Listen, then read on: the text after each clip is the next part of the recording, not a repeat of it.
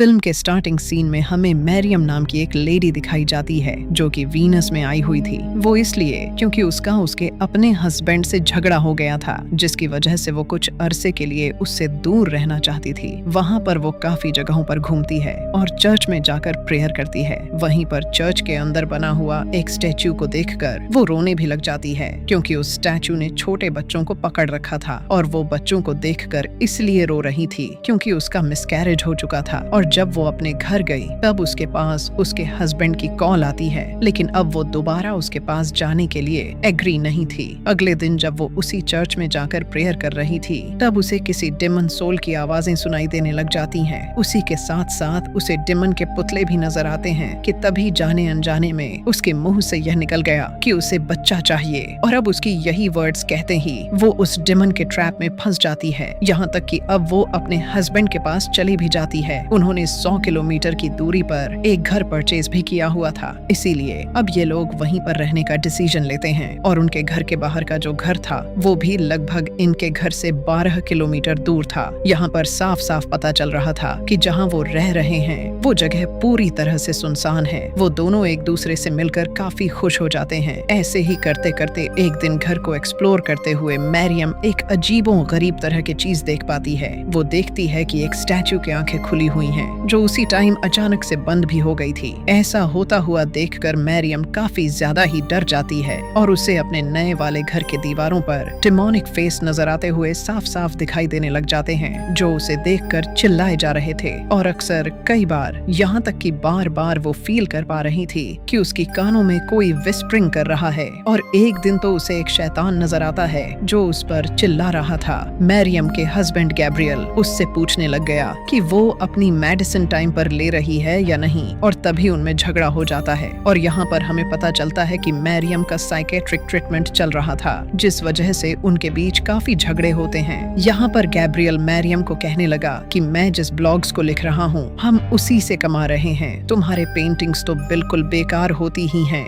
वो उसे काफी कुछ कहकर सुनाने लग गया था, यहाँ तक कि यह भी कह दिया कि तुम सिर्फ अपने ही बारे में सोचती रहती हो, हालांकि घर तो मैं चलाता हूँ, जबकि तुम्हें मेरे लाइफ के बारे में कोई फिक्र ही नहीं है। उसने उससे यह भी कहा कि तुमने तो अपने बच्चे को भी खो दिया। बस क्या, उसकी ऐसी बात सुनकर मैरियम की दुनिया पूरी तरह से घूम चुकी थी और वहाँ से वो फौरन चली जाती है। रात में वो अपने मेडिसिन को मिस कर दिया था, जिसकी वजह से उसके माइंड पर इस चीज का असर होने लग चुका था और वो यह इमेजिन करने लग गई थी कि जैसे वो अपने बच्चे को लोरी सुनाकर सुला रही है। अगले दिन से फिर वही सिलसिला चालू हो गया। उनमें फिर से झगड़ा हो जाता है। गैब्रियल उसे बोलने लगा कि कल तुमने मेरी क्लासिक कार को तोड़ दिया है, जो पूरी दुनिया में सिर्फ 4000 ही हैं। अब वो बहुत ही ज्यादा गुस्से में आ चुका था कि वो अपने कार को खुद ही तोड़ने लग जाता है, जिस पर मैरियम गैब्रियल को पंच मारकर वहाँ से चली जाती है। इसके बाद वो अपने सारे मेडिसिन फेंक देती है और गुस्से में आकर एक अजीबों तरह के पेंटिंग बनाने लग जाती है। और जब वो पेंटिंग फाइनल बनकर तैयार हो जाती है तो वो बहुत ही ज्यादा ही भयानक दिखाई दे रहा था। गैब्रियल अपने स्टडी रूम में बैठा हुआ था कि उसी टाइम उसने फील किया कि उसके अलावा भी वहाँ पर कोई है,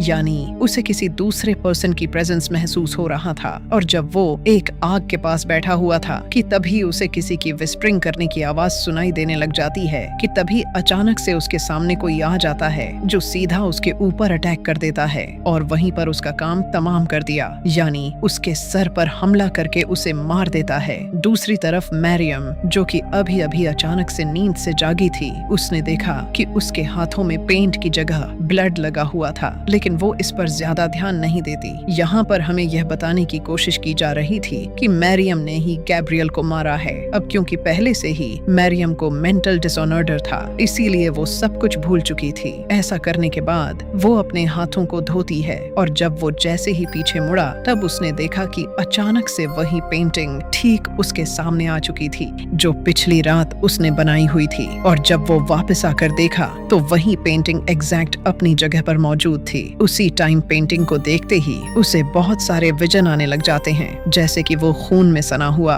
बार बार स्लिप हुए जा रही है, लेकिन असल में ऐसा कुछ भी नहीं था। वो बिल्कुल अपने ही जगह पर खड़ी थी, यहाँ तक कि जमीन पर कोई खून नहीं था। वो अपने स्टूडियो से बाहर आकर गैब्रियल को हर जगह ढूंढने लग गई और वापस से अंदर चली जाती है।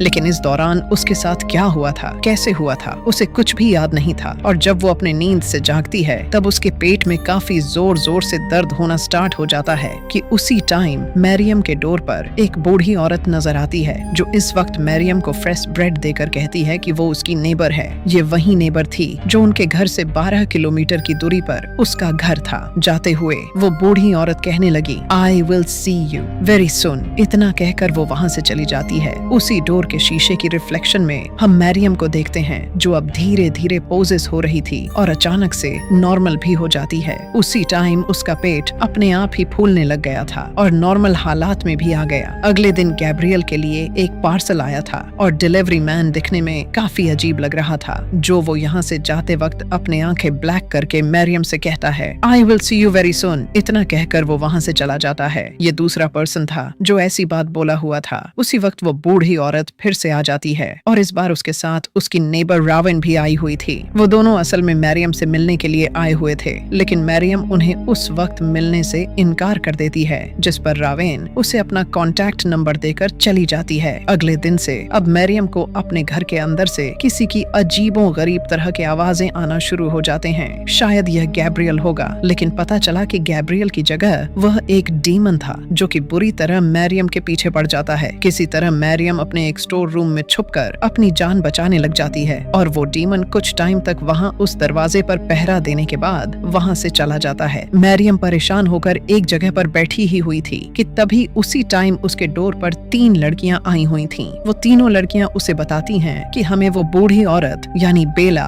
और राविन ने ही भेजा हुआ है और वे मैरियम को उसके अपने बनाए हुए पेंटिंग्स को दिखाने के लिए कहती हैं। जब वो लोग उसके स्टूडियो तक पहुंचती हैं, तब वो मैरियम से कहने लगी कि वो हमें अंदर के लिए इनवाइट करे। यहाँ हमें पता चलता है कि यह तीनों लड़कियां डिमन की फ्लावर्स थीं, जो विदाउट परमिशन के किसी के घर में प्रवेश नहीं कर सकती। यहीं पर जब मैरियम उनसे बातचीत कर रही होती है, तब वो लड़कियां अपनी असली रूप में आ जाती हैं। मैरियम को काफी टॉर्चर करने लग जाती हैं। तंग आकर मैरियम उन्हें वहाँ से जाने को कहती है और उनके जाते ही वो खुद भी गैब्रियल के टूटी हुई कार लेकर वहाँ से भागने का सोचने लग गई। लेकिन पता चला कि कार यहाँ स्टार्ट ही नहीं हो रहा था और उसके ऑपोजिट में कार का रेडियो खुद अपने आप ही चल पड़ती है। साथ ही अचानक से गाड़ी में आग लग जाती है। मैरियम किसी तरह अपनी जान बचाने के लिए कार से बाहर आ जाती है। उसका घर अंदर से लॉक था, जिसकी वजह से वो बाहर ही फंसे रह गई थी। लेकिन जब ऐसा नहीं हो पाता, तब वो विंडो का कांच तोड़कर अंदर चली जाती है और वो रात में जब वो रावेन को कॉल लगाया, तब उधर से किसी इंसान की बजाय किसी शैतान की आवाज आती और वही शैतान उससे कहने लग गया, यू मेड ए प्रॉमिस। यह वही प्रॉमिस था जो मैरियम ने बच्चा लेने के बदले में किया हुआ था कि वो बच्चा लेकर कुछ भी कर लेगी।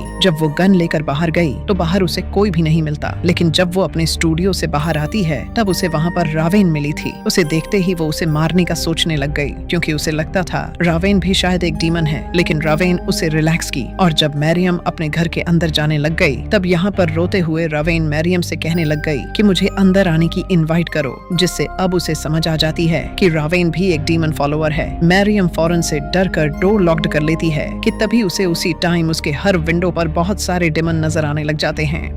लेकिन सच्चाई तो यह था कि वहाँ उन सारे विंडो पर कोई भी नहीं था। असल में डिमन उसे विजन दिखाया जा रहा था और यहाँ पर हमें यह पता चला था कि ना तो वो तीनों लड़कियां और ना ही राविन डीमन की फॉलोअर्स थीं, बल्कि ये सिर्फ डीमन ही था जो मैरियम को विजन पर विजन दिखाए जा रहा था, उसे डरा रहा था और जाने अनजाने में मैरियम बाहर खड़ी हुई राविन को शूट कर देती है। अगले दिन वहाँ पर 2 डिटेक्टिव आ जाते हैं। एक समझता है कि शायद मैरियम पागल है, जबकि दूसरे को लगता है कि असल में कोई डिमन हो सकता है और कुछ तो ऐसा है जो उसके साथ बहुत गलत हुए जा रहा है। इसीलिए वो मैरियम को अपना कॉन्टैक्ट नंबर देकर चला जाता है। अभी उन दोनों डिटेक्टिव के जाने के बाद मैरियम अपने सारे घर को अंदर से शील्ड कर देती है, ताकि अब से कोई भी उसके घर के अंदर ना आ सके। रात को वो बाइबल पढ़ने लग गई और गॉड से प्रेयर करने लग गई थी कि वो उसे माफ कर दें, क्योंकि जाने अनजाने में उसने गलत चीज की डिमांड कर ली थी। तब यहाँ पर डीमन उसे रिप्लाई किया, यह कहते हुए कि there is no God to help Mariam, यानी गॉड एग्जिस्ट ही नहीं करता कि उसी दौरान बाहर से उसे गैब्रियल की आवाज भी आने लग चुकी थी, जिस पर मैरियम काफी खुश हो गई और वो डोर ओपन करके गैब्रियल से कहने लग गई कि वो अंदर आ जाए और बस क्या वही होना था जो होकर ही रहेगा। अंदर आते ही गैब्रियल एक डीमन का रूप धारण कर लेता है और वो बहुत ही बुरी तरह से मैरियम से जबरदस्ती करने की कोशिश करता है। अगले दिन जब उसकी नींद खुली तब फिर से उसके घर वो दोनों डिटेक्टिव आए हुए थे। यहाँ पर अब मैरियम को लगने लग गया था कि शायद ये दोनों डिटेक्टिव डीमन के फॉलोअर्स ही हैं, इसीलिए वो फौरन से पुल में कूद जाती है। उसी पुल में उसे 5 डेड बॉडीज दिखाई दिया था और उन 5 लोगों को किसी और ने नहीं बल्कि अनजाने में मैरियम ने ही मारा हुआ था। और उन 5 लोगों में से एक था उसका हस्बैंड गैब्रियल, रावेन और वो तीनों लड़कियां जो उसके घर आई हुई थी। तब दोनों डिटेक्टिव उसे पानी से बाहर निकालते हैं और फौरन से उसे हॉस्पिटल लेकर चले गए। यहाँ पर दोनों डिटेक्टिव की आपस में ही लड़ाई होने लग जाती है। वो बहस करते हुए एक कहने लगा कि यह सब डेविल ने किया हुआ है, जबकि दूसरा का जवाब यह था कि नहीं, यह सारा कुछ मैरियम ने ही किया हुआ है, उसने अनजाने में खुद को चोट पहुंचाई थी और वो पागल है। और जब वे अंदर देखते हैं तो उन्होंने देख पाया कि मैरियम का पेट तो काफी फूल चुका था, जिसे देखकर वो काफी कंफ्यूजन में आ जाते हैं कि आखिर एक ही दिन में किसी प्रेग्नेंट औरत का पेट इतना ज्यादा कैसे फूल सकता है। और फिर आखिरी में आकर दोनों डिटेक्टिव समझ जाते हैं कि यह सारा कुछ किसी और का काम नहीं बल्कि डेमन का ही है। इस कहानी के लास्ट में द बिगनिंग दिखाया गया, जिससे हमें पता चला कि यह सारा कुछ जो उसके साथ हुआ वो तो बस अभी शुरुआत हुई थी और इसी के साथ ही यह कहानी यहीं पर खत्म हो जाती है। आगे की कहानी जानने और देखने के लिए नीचे कमेंट में नेक्स्ट पार्ट लिखना बिल्कुल भी ना भूलें। Thanks for watching.